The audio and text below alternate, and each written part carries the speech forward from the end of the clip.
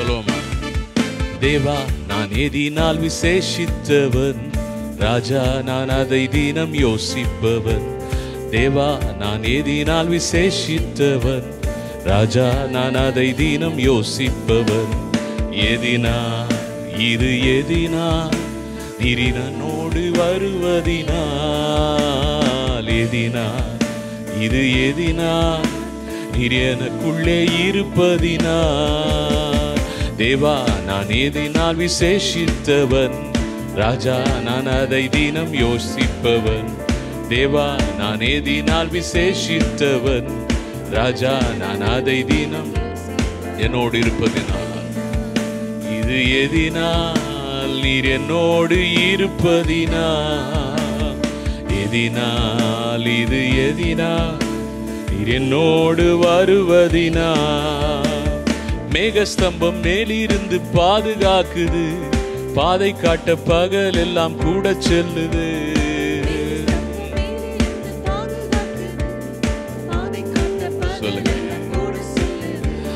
அன்பான தேவன் என்னோடு வருவார், அது போதும் என் வாழ்விலே. அன்பான தேவன் என்னோடு வருவார். தேவா நான் எதினால் விசேஷித்தவன்,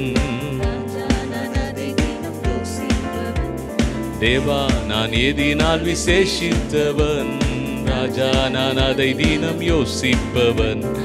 எதினால் இது எதினால் நீர் என்னோடு இருப்பதினால், எதினால் இது எதினால் நீர் என்னோடு வருவதினால். தாகம் கொண்ட தேவஜனம் வானம் பார்க்குது, ஆவல் கொண்ட கண்மலையும் கூட செல்லுது. ஆவல் கொண்ட கண்மலையும் கூட செல்லுது. என் ஏக்கம் எல்லாம் என் தேவன் தீர்ப்பார், என் ஏக்கம் எல்லாம் என் தேவன் தீர்ப்பார், சந்தோஷம் நான் காணுவேன். தேவா நான் எதினால் விசேஷித்தவன், ராஜா நான் அதை தினம் யோசிப்பவன். ராஜா நான் அதை தினம் யோசிப்பவன். எதினா இது எதினா நீர் என்னோடு இருப்பதினால், எதினா இது எதினா நீர் என்னோடு வருவதினால். நம் தேவன் நம்மோடு இருக்கும்போது எப்பேற்பட்ட கசந்த மாறாவையும் அவர் மதுரமாய் மாற்ற வல்லவராயிருக்கிறார். தைரியமாய் சொல்லுவோம். வாழ்க்கையில் கசப்புகள் கலந்திட்டாலும் பாசமுள்ள ஒரு மரம் கூட வருது, பாசமுள்ள ஒரு மரம் கூட வருது. மாறாவின் நீரை தேனாக மாற்றும் என் நேசர் என்னோடுன்று, மாறாவின் நீரை தேனாக மாற்றும் என் நேசர் என்னோடுண்டு. தேவா நான் எதினால் விசேஷித்தவன், தேவா நான் எதினால் விசேஷித்தவன், ராஜா நான் அதை தினம் யோசிப்பவன். எதினால் இது எதினால் நீர் என்னோடு இருப்பதினால், எதினால் இது எதினால் நீர் என்னோடு வருவதினால். ஹல்லேலூயா. Praise the Lord. கர்த்தருடைய நாமம் மகிமைப்படுவதாக. இந்த நாளில் கேர்சல் செய்தியை தியானிக்க இருக்கிறோம். இயேசு செய்த அற்புதங்களும் அடையாளங்களும் என்ற தலைப்பில் நம்ம பார்த்து வருகிறோம். போன வாரத்தில் நம்ம பார்த்த காரியம், அந்த அசுத்தாவி பிடித்திருந்த அந்த மகனுடைய தகப்பன் ஆண்டவராகிய இயேசு கிறிஸ்து கிட்ட வந்து அந்த மகனுக்கு விடுதலைக்காக அவர் வேண்டிக் கொண்டதை நாம் பார்த்தோம். அப்போ இந்த சம்பவத்திலேருந்து போன வாரம் நம்ம பார்த்த காரியம், அப்படிப்பட்டவர்களுடைய வேதனை எப்படிப்பட்டதாக இருக்கிறது, அந்த வேதனையை நாமும் உணர்ந்து அவர்களுக்காக பாரத்தோடு நம்ம ஜெபிக்கும்போது தேவன் விடுதலையை கொடுக்கிறார் என்று சொல்லி நம்ம பார்த்தோம். இன்றைக்கி தொடர்ந்து அந்த சம்பவத்திலேருந்து விசுவாசத்தை குறித்து நம்ம தியானிக்க போகிறோம். அப்போ நம்முடைய ஜெபம் அப்படிப்பட்டவருக்காக நம்ம ஜெபிக்கும்போது அதில் விசுவாசத்தோடு நாம் ஜெபிக்க வேண்டியவர்களாய் இருக்கிறோம். அப்போ நமக்கு ஒரு சுகம் வேணும், நமக்கு ஒரு விடுதலை வேண்டும் அப்படின்னா நாம் விசுவாசத்தில் செயல்பட வேண்டும். வாசிக்க கேட்போம். மார்க் 9:23. இயேசு அவனை நோக்கி, நீ விசுவாசிக்க கூடுமானால் ஆகும், விசுவாசிக்கிறவனுக்கு எல்லாம் கூடும் என்றார். இந்த வசனத்தில் நம்ம பார்க்கும்போது தன் மகனுக்கு விடுதலை வேணும் என்று சொல்லி இயேசுவின் இடத்துல அவர் வருகிறார். அப்போ ஆண்டவராகிய இயேசு சொல்லுகிற காரியம் என்னென்று சொல்லி நாம் பார்க்கும் பொழுது அந்த இடத்துல அவர் சொல்லுகிறது, உனக்கு விசுவாசம் இருக்கா அப்படின்னு தான் ஆண்டவர் கேட்குறார். அப்போ நம்முடைய அற்புதங்களை நாம் பெற்றுக்கொள்வதற்கு நமக்கு விசுவாசம் அவசியமாக இருக்கிறது. நாம் விசுவாசித்து செயல்படும் பொழுது அந்த இடத்துல தேவனுடைய வல்லமை வெளிப்படுகிறது. ஆண்டவரால் செய்ய முடியுமா முடியாதா என்பது ஒரு காரியம் அல்ல, ஆனால் நாம் விசுவாசிக்கிறோமா இல்லையா என்பதுலாம் விஷயமே இருக்குது. உங்களால் விசுவாசிக்க முடியும் அப்படின்னா நீங்கள் அற்புதத்தை நிச்சயமாய் பெற்றுக்கொள்ள முடியும். ஏனென்றால் தேவனால் செய்யக்கூடாத காரியம் ஒன்றுமே இல்லை. அவருடைய வல்லமை அது அளவற்றது. அந்த வல்லமையில் நாம் நன்மையை பெற்றுக்கொள்ள வேண்டும் என்றால் அந்த வல்லமையின் மீது, ஆண்டவராகிய இயேசு கிறிஸ்துவின் மீது நாம் விசுவாசம் வைக்க வேண்டும். அப்போ ஆண்டவராகிய இயேசு கிறிஸ்து ஒரு அற்புதத்தை பெற்றுக்கொள்வதற்கு ஒரு வழியை இல்லைன்னா ஒரு என்ன எப்படி நம்ம பெற்றுக்கொள்ளணும் அப்படின்றத அவர் இந்த இடத்துல கற்றுக் கொடுக்கிறதை நாம் பார்க்கிறோம். உன்னால் விசுவாசிக்க கூடுமானால் எல்லாம் ஆகும். அப்போ உங்களால் விசுவாசிக்க முடியும் என்றால் நீங்கள் நம்புவீங்கன்னா எல்லாமே ஆகும் அப்படின்றத ஆண்டவராகிய இயேசு கிறிஸ்து இந்த இடத்துல சொல்லுகிறதை நாம் பார்க்கிறோம்.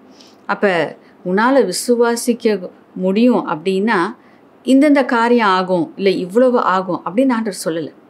இந்த இடத்துல நம்ம பார்க்கும்போது அவர் எல்லாம் ஆகும் என்று சொல்லுகிறார்.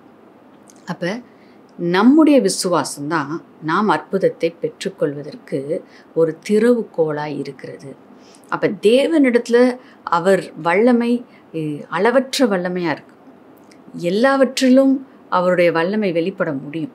அப்போ எந்தெந்த பகுதியில் நம்ம விசுவாசிக்கிறோமோ, எந்தெந்த காரியத்துக்குள்ள நம்ம விசுவாசத்தை செயல்படுத்துகிறோமோ அந்தந்த பகுதிகளில் நாம் நன்மையை பெற்றுக்கொள்கிறோம், அற்புதத்தை பெற்றுக்கொள்கிறோம், சுகத்தை பெற்றுக்கொள்கிறோம், விடுதலையை பெற்றுக்கொள்கிறோம்.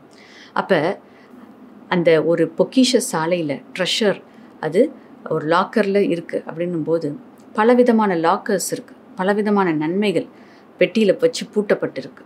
அப்போ அந்த நன்மையை நாம் பெற்றுக்கொள்ள வேண்டும் என்றால், அந்த பொக்கிஷத்தை நாம் பெற்றுக்கொள்ள வேண்டும் என்றால் சாவி நமக்கு அவசியம். அந்த சாவியை வச்சு நம்ம திறக்கும் பொழுது அதுக்குள்ளே இருக்கிற அந்த நன்மை, அந்த பொக்கிஷத்தை நாம் பெற்றுக்கொள்ள முடியும். அதுதான் நம்ம இந்த இடத்துல நம்ம பார்க்குறோம். அப்போ இங்கே நம்ம பார்க்கும் பொழுது சாவி விசுவாசமாக இருக்கிறது. ஏன்னா எல்லாமே சிலுவையில் தேவன் நமக்காக சம்பாதித்து கொடுத்து விட்டார், எல்லாமே ஆயத்தமாக இருக்குது. ஆனால் அதை நாம் பெற்றுக்கொள்வதற்கு இந்த திறவுகோல் ஆகிய விசுவாசம் அவசியமாய் இருக்கிறது. அப்போ விசுவாசிக்கிறவனுக்கு எல்லாம் ஆகும். விசுவாசிக்க கூடுமானால் அங்கே ஆண்டவர் சொல்கிறாரு, உனக்கு அது கிடைக்கும். இப்போ பாருங்கள், விசுவாசம்தான் நாம் பதிலை பெற்றுக்கொள்வதற்கு திறவுகோலாய் இருக்கிறது. அப்போ விசுவாசம் இல்லாமல் அந்த ட்ரெஷர் பாக்ஸ் நம்ம கையில் இருக்கலாம். அந்த ட்ரெஷர் பாக்ஸை ஆண்டவர் நமக்கு கொடுத்துருக்கிறார், வேத வசனத்தில் இருக்குது. எல்லா நன்மைகளும் வேத வசனத்தில் இருக்குது. அது ஒரு பொக்கிஷ சாலையாக இருக்கிறது. அப்போ இந்த வேத வசனத்தில் சொல்லப்பட்டிருக்கிற ஒவ்வொரு ஆசீர்வாதத்தையும் நாம் பெற்றுக்கொள்ள வேண்டும் என்றால் அதை திறந்து நாம் எடுத்துக்கொள்ள வேண்டும். அதற்கு தான் விசுவாசம் அவசியமாய் இருக்கிறது. கையில் வேத புத்தகத்தை வச்சுருந்துருக்கலாம், வசனங்களை நம்ம வைத்து கொண்டு இருக்கலாம். ஆனால் அதை விசுவாசிக்கும் போது தான் அது நம்முடைய வாழ்க்கைக்குள்ளே கடந்து வருகிறது. நாம் விசுவாசிக்கும் போது தான் அதன் பலன், அதன் ரிசல்ட்டை நம்முடைய வாழ்க்கையில் நாம் பார்க்க முடிகிறது. ஆகையால் இந்த இடத்துல நம்ம பார்க்குறோம், உன்னால் விசுவாசிக்க முடியும்னா இன்றைக்கி நீ அற்புதத்தை நிச்சயமாக பெற்றுக்கொள்ள முடியும். ஏன்னா அவரால் எல்லாவற்றையும் செய்ய முடியும். எல்லாவற்றிலையும் நீ விசுவாசமாக செயல்பட்டினா எல்லாவற்றையும் நீ பெற்றுக்கொள்வாய். அதான் ஆண்டவர் சொல்கிறார், எல்லாம் ஆகும். அப்போ எல்லாமே நடக்கும் நம்ம விசுவாசிக்கும் போது. ஆகையால் இன்றைக்கி விசுவாசிப்போம். விசுவாசத்தில் நாம் தளர்ந்து போகாதபடிக்கு விசுவாசிக்க நாம் செயல்படுத்துவோம். விசுவாசத்தை நாம் செயல்படுத்துவோம். அப்பொழுது நாம் சுகந்தரித்து கொள்வோம். விசுவாசம் என்னும் திறவுகோலை நாம் பயன்படுத்தும் போது பொக்கிஷ சாலையில் இருக்கிற எல்லா நன்மைகளும் எல்லா பகுதிகளிலும் நமக்கு விடுதலை உண்டு, சுகம் உண்டு, செழிப்பு உண்டு, நன்மை உண்டு, ஆசீர்வாதம் உண்டு, எல்லாமே உண்டு. இது எல்லாமே நம்ம எதில் அடங்கியிருக்கு அப்படின்னு பார்த்தா வசனம் சொல்லுது, விசுவாசிக்க கூடுமானால், உன்னால் விசுவாசிக்க முடியும் என்றால். அப்போ நாம் விசுவாசிக்கும் பொழுது நாம் அதை பெற்றுக்கொள்ளுகிறவர்களாய் இருக்கிறோம். அடுத்தது மார்க்கு 9ஆம் அதிகாரம் 24ஆம் வசனத்தை நம்ம வாசிக்க கேட்போம். உடனே பிள்ளையின் தகப்பன், விசுவாசிக்கிறேன் ஆண்டவரே, என் அவ்விசுவாசம் நீங்கும்படி உதவி செய்யும் என்று கண்ணீரோடே சத்தமிட்டு சொன்னான். இந்த வசனத்தில் நம்ம பார்க்கும்போது, அப்போ நீ விசுவாசிக்கிறியான்னு ஆண்டவராக இயேசு கிறிஸ்து கேட்ட பொழுது அந்த தகப்பனுடைய பதில், அதை தான் நம்ம இப்போ வாசிக்க கேட்டோம். அவர் என்ன சொல்லுகிறார்? விசுவாசிக்கிறேன் ஆண்டவரே, ஆனாலும் இந்த அவ்விசுவாசம் என்னை விட்டு நீங்கும்படியாய் செய்யும். அப்போ அவருடைய இருதயத்தில் விசுவாசம் இருக்கிறது. விசுவாசம் இருந்ததுனால தான், விசுவாசம் அவர் இயேசு கிறிஸ்துவால் என் மகனுக்கு சுகத்தை கொடுக்க முடியும் அப்படின்னு அவர் நம்பினதுனால தான் அவர் என்ன பண்ணார்? கூட்டிகிட்டே வந்தார் இல்லைங்களா? அந்த மகனை கூட்டிகிட்டு வருவது ஒரு சாதாரண காரியம் அல்ல. ஆகையால் அந்த மகனை கூட்டிகிட்டு வந்திருக்கிறார் அப்படின்னா, இயேசு கிறிஸ்து எனக்கு ஒரு நன்மை செய்ய முடியும் என்று அவர் விசுவாசித்தார். அவருக்குள்ள விசுவாசம் இருந்துச்சு. ஆனால் இந்த இடத்துல அவர் சொல்லும்போது பார்க்குறோம், அவருக்குள்ள விசுவாசமும் இருக்குது, அதே நேரத்தில் அவருடைய இருதயத்தில் அவ்விசுவாசமும் இருக்கிறது. இப்போ பாருங்கள், ஒரு டம்ளரில் நம்ம தண்ணியை ஊற்றும் போது பாதி தண்ணி ஊற்றுறோம் அப்படின்னா அதில் என்ன இருக்குது? பாதி தண்ணி இருக்குது. அப்போ மீதி அந்த இடத்துல காற்று இருக்குது இல்லைங்களா? அதுபோல் நாம் விசுவாசத்தினால் நிரப்பப்படாத இடம் அது அவ்விசுவாசத்தினால் நிரம்பி இருக்கிறது. ஆகையால் இந்த இடத்துல அவர் சொல்கிறாரு, எனக்கு விசுவாசம் இருக்கு ஆண்டவரே, ஆனால் போதுமான அளவு விசுவாசம் இல்லை. அந்த இடத்துல இன்னும் என்ன இருக்குது? அவிசுவாசமும் இருக்குது அப்படின்னு தன்னுடைய நிலையை, மெய்யான நிலையை அவர் அந்த இடத்துல இயேசுவின் இடத்துல தெரிவிக்கிறதை, இருதயத்தை திறந்து தன்னுடைய இருதயத்தை இயேசுவுக்கு அவர் சொல்லுகிறதை நம்ம பார்க்குறோம். சில நேரங்களில் நமக்கு இப்படிப்பட்ட சூழ்நிலையில் நம்ம இருக்கிறோம். ஏன்னா முழுமையாக விசுவாசம் நிரம்பி இருக்கும்போது நம்ம அற்புதத்தை நம்முடைய வாழ்க்கையில் நாம் பார்க்க முடியும். அப்போ அவிசுவாசத்திற்கு காரணம் என்னவா இருந்திருக்கலாம்? அந்த மகன் சிறு வயதுலேருந்தே அந்த வேதனையை அனுபவித்து கொண்டு இருந்ததுனால, ஒருவேளை இதுலேருந்து சுகம் கிடைக்க முடியுமா அப்படின்னு ஒரு கேள்விக்குறி உண்டாயிருக்கலாம். இல்லை சீஷர்களால் இந்த மகனுக்கு ஒரு விடுதலையை பெற்றுக் கொடுக்க முடியாத சூழ்நிலையில் இருந்ததுனால, அப்போ இந்த சீஷர்கள் செய்ய முடியலையே, இயேசுடைய சீஷர்கள் தானே இவங்க அப்படின்னு சொல்லிட்டு கொஞ்சம் பயம், கலக்கம், அவிசுவாசம் வந்திருக்கலாம். அப்போ நம்ம சூழ்நிலைகளை பார்க்கும் பொழுது நமக்கு உள்ள கலக்கம் வருகிறது, பயம் வருகிறது. அப்போ சூழ்நிலையை நாம் பார்க்காதிருப்போமாக. இப்போ சூழ்நிலையில் பார்க்கும்போது நமக்குள்ள விசுவாசமும் இருக்குது, ஆண்டவரால் செய்ய முடியுன்றது நமக்கு தெரியும். ஆனால் சூழ்நிலையை பார்க்கும்போது எனக்கு நடக்குமா, இல்லை இந்த காரியம் நடக்குமா, இப்படிப்பட்ட பிரச்சனை மாறுமா, இவ்வளோ பெரிய பயங்கரமான வியாதி தீருமா? ஸோ இப்படிப்பட்ட எண்ணங்கள். ஏனென்றால் நாம் இயேசுவையும் பார்க்குறோம், தேவனுடைய வார்த்தையும் நம்ம பார்க்குறோம், அதே நேரத்தில் சூழ்நிலையும் பார்க்குறோம், சூழ்நிலையின் பயங்கரமான அந்த காரியத்தையும் நம்ம பார்க்குறோம். அப்போ ரெண்டுமே இருக்கும்போது அந்த இடத்துல விசுவாசமும் இருக்குது, அவிசுவாசமும் இருக்குது. அப்படி இருக்கும்போது அந்த இடத்துல நாம் நன்மையை பெற்றுக்கொள்ள முடியாது. அப்போ இந்த இரண்டும் ஒரு மனிதனுக்குள்ளே இருக்கும்போது அவன் அற்புதத்தை காண முடியாது. அப்போ இந்த தகப்பன் இயேசுவினிடத்தில் அதை தெரிவிக்கும் பொழுது, நான் விசுவாசிக்கிறேன், ஆனால் அவிசுவாசமும் எனக்குள்ளே இருக்குது, அவிசுவாசமும் என்னோட போராடுது, நான் விசுவாசிக்கக்கூடாதபடிக்கு இந்த சூழ்நிலைகள், இந்த காரியங்கள், இந்த எண்ணங்கள் என்னை தாக்குகிறது, எனக்கு உதவி செய்யும் ஆண்டவரே என்று சொல்லி அவர் கேட்குறத நம்ம பார்க்குறோம். அப்போ எப்போ நம்மளால் விசுவாசிக்க முடியலையோ, எப்போ நம்ம சோர்ந்து போகிறோமோ, இல்லை எப்போ விசுவாச அளவில் நம்ம குறைந்து போகிறோமோ, அப்போ நம்ம என்ன செய்யலாம்? எனக்கு உதவி செய்யும் ஆண்டவரே என்று சொல்லி இந்த தகப்பனை போல் நம்ம கேட்கலாம். ஏன்னா நான் விசுவாசிக்கிறேன்னு சொல்லிட்டு நம்மளே நம்ம ஏமாற்றிக்கிறத பார்க்கிலும், என்னால் முடியலை, என்னால் விசுவாசிக்க முடியல, எனக்கு இந்த சூழ்நிலை அவிசுவாசத்தை உண்டு பண்ணுது, பயத்தை உண்டு பண்ணுது, சந்தேகத்தை உண்டு பண்ணுது அப்படின்றத அந்த உண்மையை நாம் தேவனிடத்தில் சொல்லி நம்ம உதவி கேட்கும் பொழுது அவர் நமக்கு உதவி செய்கிறவராய் இருக்கிறார். எப்படி உதவி செய்கிறார் நான் நிச்சயமாக சொல்கிறேன் அப்படின்னா, இந்த வசனத்தை, இந்த வார்த்தைகளை இந்த தகப்பன் பேசின அடுத்த வசனத்திலேயே இயேசு என்ன சொல்கிறார், அந்த மகனை கூப்பிட்டு அந்த மகனுக்கு விடுதலையை கொடுக்குறார். அப்போ நம்முடைய நிலைமையை நம்ம ஒத்துக்கொள்ளும் போது, என்னால் விசுவாசிக்க முடியல அப்படின்றத இயேசுவினிடத்தில் நம்ம சொல்லும்போது அவர் நம்மை விசுவாசத்தினால் நிரப்பி அந்த ஆசீர்வாதத்தை பெற்றுக்கொள்ள அவர் நம்மை தகுதிப்படுத்துகிறார், நம்மை பலப்படுத்துகிறார், நமக்கு அந்த விசுவாசத்தை கொடுக்கிறார். நம்முடைய வாஞ்சியை அவர் பார்க்கிறார்.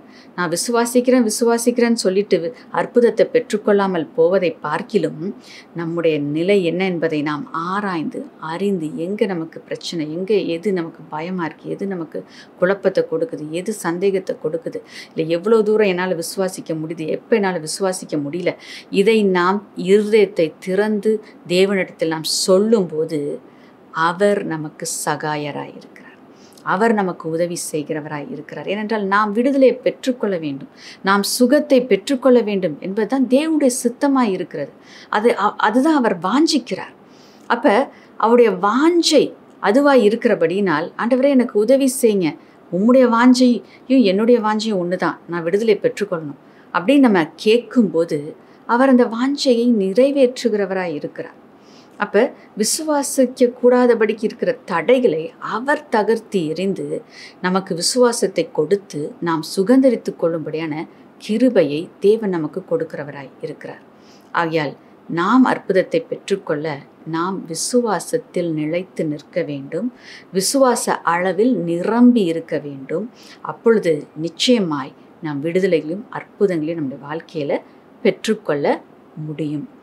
அதே நேரத்தில் நம்ம பார்க்குற காரியம், நாம் மற்றவங்களுக்காக ஜெபிக்கும் போதும் நாம் விசுவாசத்தோடு ஜெபிக்க வேண்டும். மற்றவங்களுக்கு ஒரு அற்புதத்தை நம்ம பெற்று கொடுக்க வேண்டும் என்றால் நமக்குள் விசுவாசம் காணப்பட வேண்டும். அது இந்த சம்பவத்திலேருந்து நம்ம கற்றுக்கொள்கிறோம்.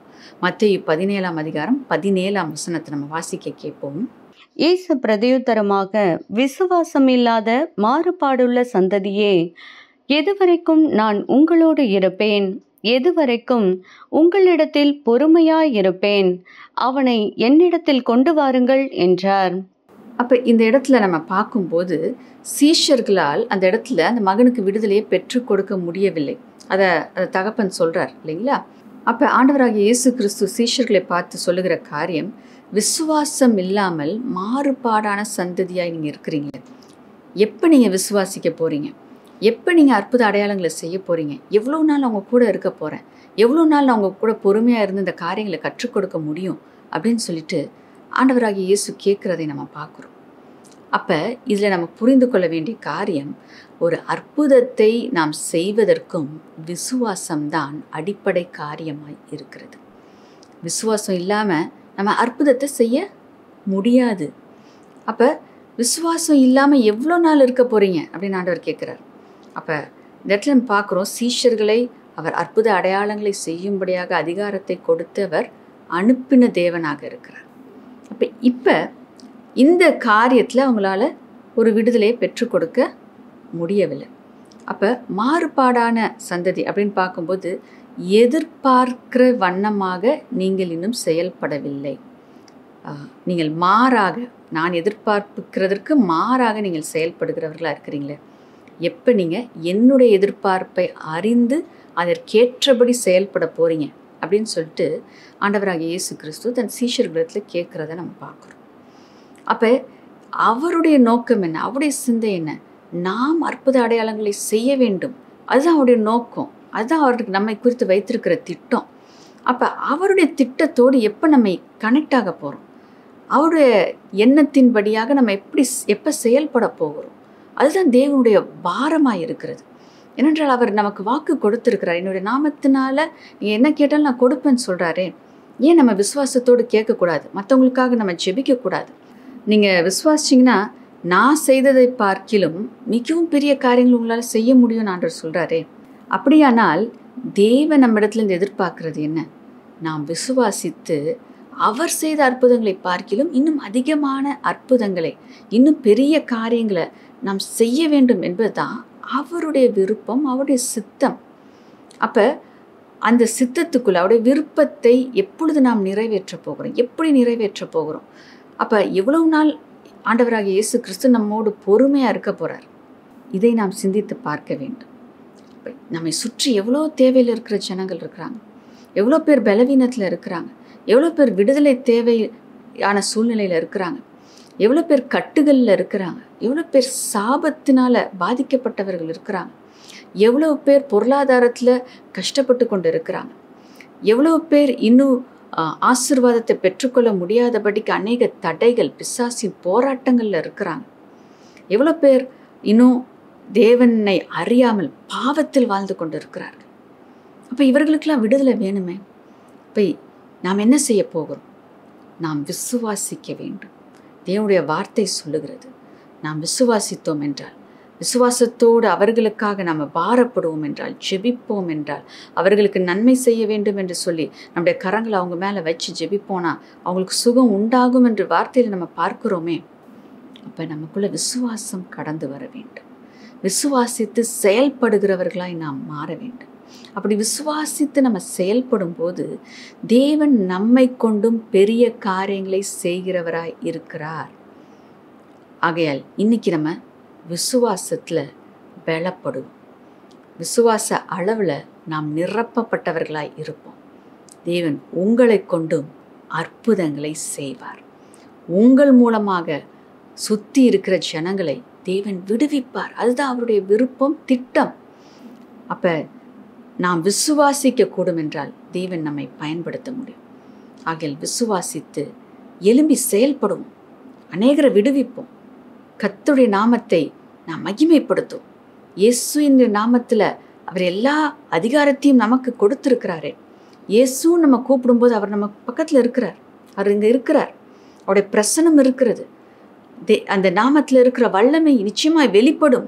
தைரியமாக செயல்படுங்க, விசுவாசித்து செயல்படுங்க. அற்புதங்கள் நீங்கள் உங்கள் கண்களுக்கு முன்பாக பார்ப்பீங்க. அந்நாட்களில் தங்கள் கண்களினால் அப்படிப்பட்ட அற்புதங்களை ஜனங்கள் கண்டார்கள்.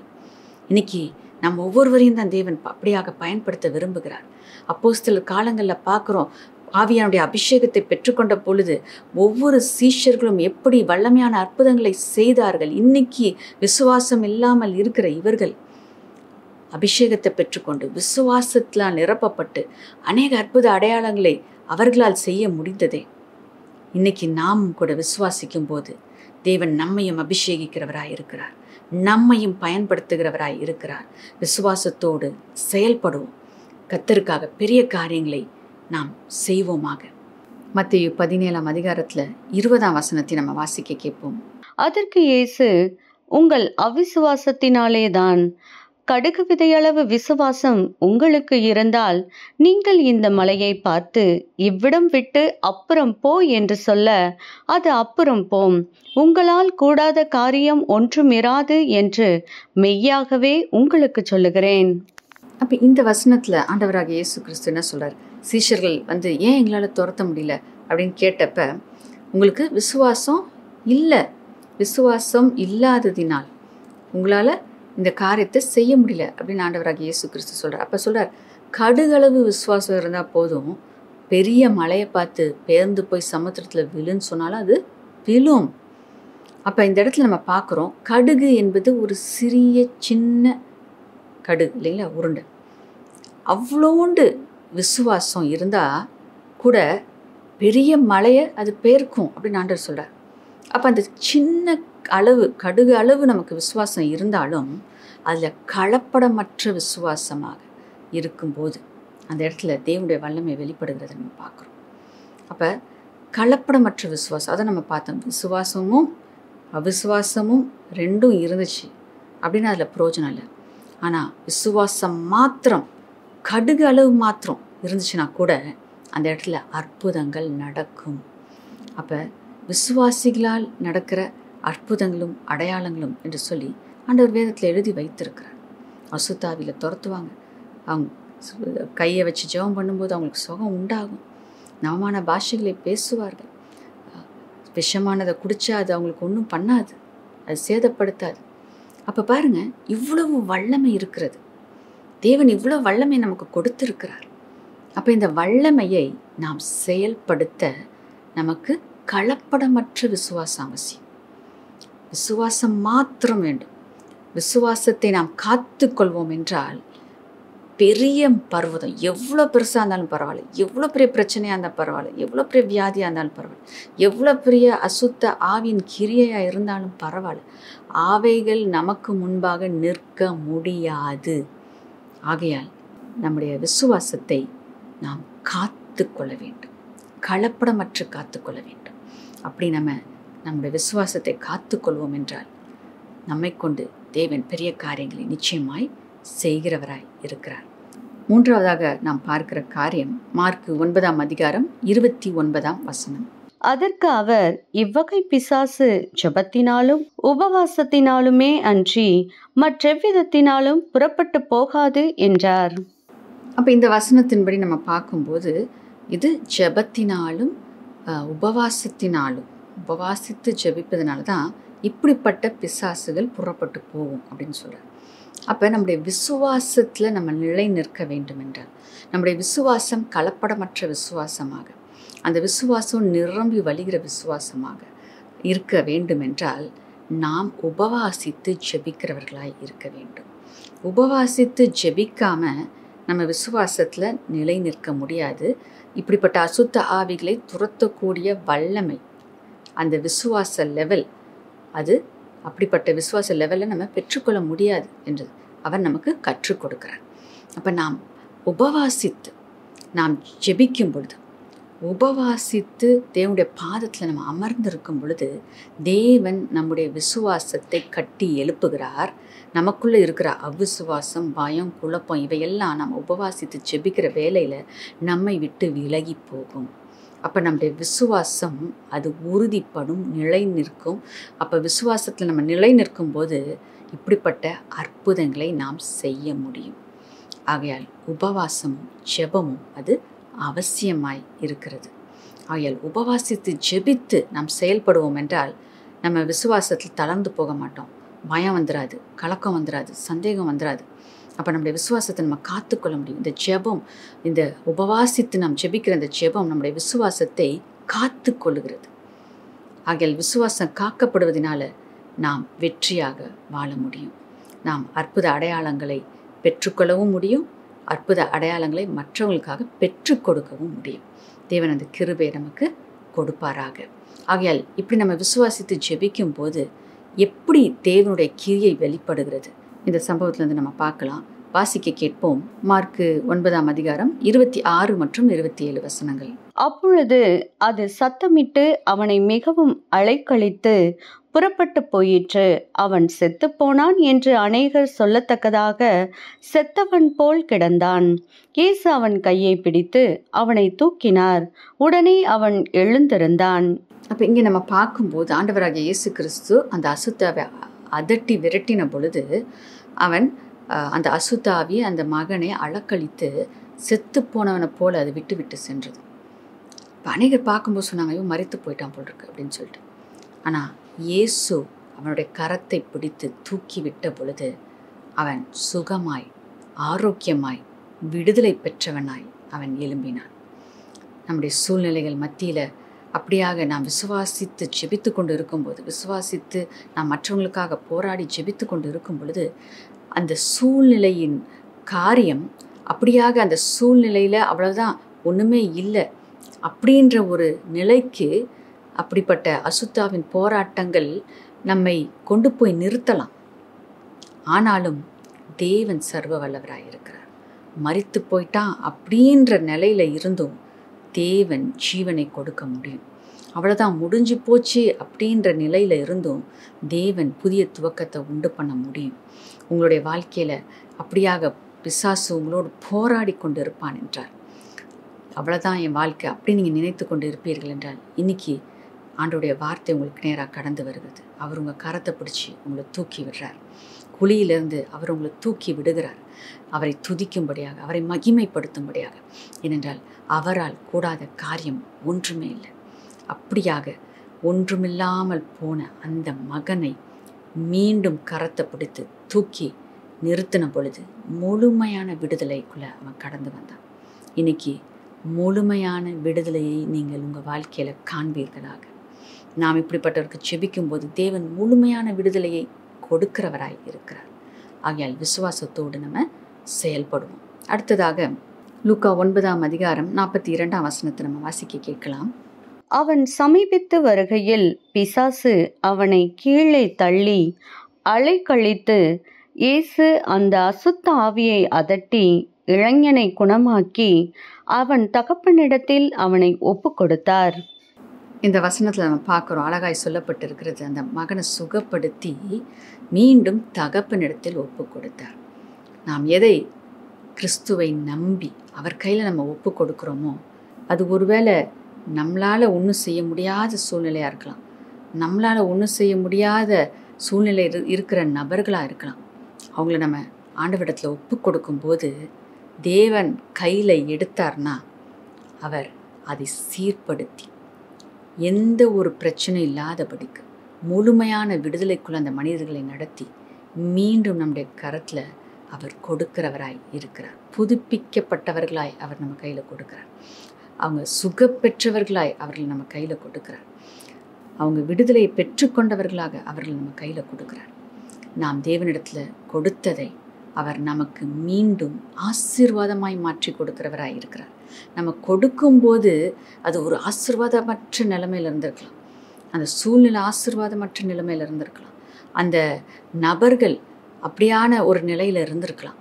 ஆனால் தேவனுடைய கரத்தில் நம்ம கொடுத்துட்டோம் அப்படின்னா அவர் நம்மக்கிட்ட மீண்டும் கொடுக்கும் பொழுது அவர்களை சீர்படுத்தி ஸ்திரப்படுத்தி பலப்படுத்தி சுகப்படுத்தி ஆசீர்வாதத்தினால் நிறைத்து அவர்களை தேவன் மீண்டும் நம் கையில் ஒப்புவிக்கிறவராய் இருக்கிறார். ஆகையால் நாம் விசுவாசத்தில் நிலைத்து நிற்கும்போது தேவன் இப்படிப்பட்ட அருமையான கிரியைகளை அவர் செய்கிறவராய் இருக்கிறார். ஆகையால் இந்த நேரத்தில் ஆண்டவர் கையில் ஒப்பு கொடுங்க. ஆண்டவரே, உங்கள் கையில் நாங்கள் விசுவாசத்தோடு கொடுக்குறோம், நீங்கள் உங்கள் சித்தம் போல் இந்த காரியத்தில் நீங்கள் உங்களுடைய வல்லமையை வெளிப்படுத்துங்க. இந்த நபருடைய வாழ்க்கையில் உங்களுடைய சித்தம் நிறைவேறட்டும். நீங்கள் என்ன நினைக்கிறீங்களோ அதை செய்யுங்கன்னு தைரியமாக ஆண்டவர் கையில் ஒப்பு கொடுத்து பாருங்கள். ஆண்டவர் அருமையாய் அற்புதமாய் காரியங்களை செய்கிறத நிச்சயமாக நீங்கள் பார்ப்பீங்க. அடுத்த வசனத்தையும் நம்ம வாசிக்க கேட்போம். அப்பொழுது எல்லாரும் தேவனுடைய மகத்துவத்தை குறித்து பிரமித்தார்கள். இயேசு செய்த யாவையும் குறித்து அனைவரும் ஆச்சரியப்படுகையில் அவர் தம்முடைய சீசர்களை நோக்கி, இங்கே நம்ம பார்க்குறோம், ஜனங்கள் பிரமித்தார்கள், ஆச்சரியப்பட்டார்கள். இயேசு செய்த அற்புதம் அப்படியான ஒரு அற்புதமாய் இருந்தது. இன்றைக்கும் ஆண்டவராகிய இயேசு கிறிஸ்து நம் மூலமாக அப்படிப்பட்ட அற்புதங்களை செய்ய விரும்புகிறார். அற்புதங்களும் ஆச்சரியங்களும் நிறைந்த அதிசயமான காரியங்களை கர்த்தர் உங்களை கொண்டு செய்ய விரும்புகிறார். இன்றைக்கி நம்மை நாமே அவருடைய கரத்தில் அர்ப்பணிப்போமா? ஸ்தோத்திரம் அப்பா, உமக்கு நன்றி செலுத்துகிறோம் ராஜா. நீர் நல்லவர், நீர் கிருபையுள்ளவர் அப்பா. இந்த நேரத்துலையும் கர்த்தாவே உம்முடைய கரத்தில் எங்களை நாங்கள் அர்ப்பணிக்கிறோம் அப்பா. அப்பா, உங்கள் கரத்தில் நாங்கள் எங்களை ஒப்புவிக்கும் போது நீர் எங்களை விசுவாசத்தில் ஸ்திரப்படுத்தி அநேகருக்கு ஆசீர்வாதமாய் மாற்றுகிற தேவனாய் இருக்கிறீரப்பா. எங்களுடைய குறைகள், எங்களுடைய பலவீனங்கள், எங்களுடைய சூழ்நிலைகளை உங்கள் கையில் நாங்கள் இந்த நேரத்தில் ஒப்பு கொடுக்கும் போது அப்பா, இழந்து போயிடுவோம் நினச்ச காரியங்களை எல்லாம் நீங்கள் மீண்டும் புதுப்பித்து எங்கள் கையில் கொடுக்குற தேவனாய் இருக்கிறீங்களே. இந்த நேரத்தில் அப்பா, அப்படியாக எங்கள் சூழ்நிலை, நெருக்கங்கள், பலவீனங்கள் உடைய கரத்தில் நாங்கள் ஒப்பு கொடுக்குறோம் அப்பா. எங்களுக்கு அறிந்தவர்கள், வேதனைப்படுகிறவர்களுடைய கரத்தில் நாங்கள் ஒப்பு கொடுக்குறோம் அப்பா. இயேசுவின் நாமத்தினால் சுகம் கடந்து வரட்டும், இயேசுவின் நாமத்தினால் விடுதலை கடந்து வரட்டும். விசுவாசத்தோடு நாங்கள் ஜெபிக்கிறோம் அப்பா. அப்பா கர்த்தாவே, எங்களுடைய விசுவாசத்தை இந்த நாளில் நீங்கள் கட்டி எழுப்பி இருக்கிறதற்காக நன்றி அப்பா. விசுவாசத்தில் எங்களை நிரப்பி இருக்கிறதற்காக நன்றி. இப்போ ஒருவேளை எனக்கு விசுவாசமும் இருக்குது, அவிசுவாசமும் இருக்குது, பயமும் இருக்குது, கலக்கம் இருக்குது அப்படின்னு எனக்கு உதவி செய்யும் ஆண்டவரே என்று கேட்பார்கள் என்றால் இந்த நேரத்தில் உம்முடைய வல்லமை இறங்கி வரட்டும் அப்பா. அப்பா, அவருடைய அவிசுவாசங்களை நீக்கி போட்டு, பயங்களை நீக்கி போட்டு, கலக்கங்களை நீக்கி போட்டு விசுவாசத்தினால் அவங்களுடைய இருதயங்களை இப்பொழுது நீர் நிரப்புவீராக. விசுவாசத்தின் ஆவியானவரை ஒவ்வொருவரையும் நீர் நிரப்புவீராக. விசுவாசத்தினால கட்டி எழுப்புவீராக. விசுவாசத்தோடு இப்பொழுது நாங்கள் ஒரு மனதோடு கேட்கிறோம் அப்பா. அப்பா, நன்மை செய்வீராக, அற்புதத்தை செய்வீராக ராஜா. அப்பா, எங்கள் மூலமாக அற்புத அடையாளங்கள் நடக்கட்டும். எங்களுடைய கரத்தில் நாங்கள் தாழ்த்தி அர்ப்பணிக்கிறோம் அப்பா. எங்களை பயன்படுத்துங்க அப்பா. உங்களுடைய கரத்தில் நாங்கள் எங்களை விட்டு கொடுக்குறோம். உங்களுடைய சித்தம் எங்கள் வாழ்க்கையில் நிறைவேறட்டும். யாருக்கெல்லாம் நாங்கள் ஆசீர்வாதமாக இருக்கணுமோ அவர்களுக்கெல்லாம் எங்களை எடுத்து ஆசீர்வாதமாய் நீர் மாற்றுவீராக, பயன்படுத்துவீராக. நீர் அப்படி செய்கிறதற்காக நாங்கள் நன்றி செலுத்துகிறோம். உமக்கே துதி, கன, மகிமை எல்லாவற்றையும் ஏறெடுக்கிறோம். இயேசுவின் நாமத்தில் பிதாவே, ஆமென். நாம் சேர்ந்து சொல்லலாம். என் ஆத்துமாவே கர்த்தரை ஸ்தோத்திரி, என் முழு உள்ளமே அவருடைய பரிசுத்த நாமத்தை ஸ்தோத்திரி. என் ஆத்துமாவே கர்த்தரை ஸ்தோத்திரி, அவர் செய்த சகல உபகாரங்களையும் மறவாதே. ஆமென், ஆமென். God bless you. விசுவாசிப்போம், அற்புதங்களை பெற்றுக்கொள்வோம். விசுவாசிப்போம், மற்றவங்களுக்கு அற்புதங்களை பெற்றுக் கொடுப்போம். ஆமென்.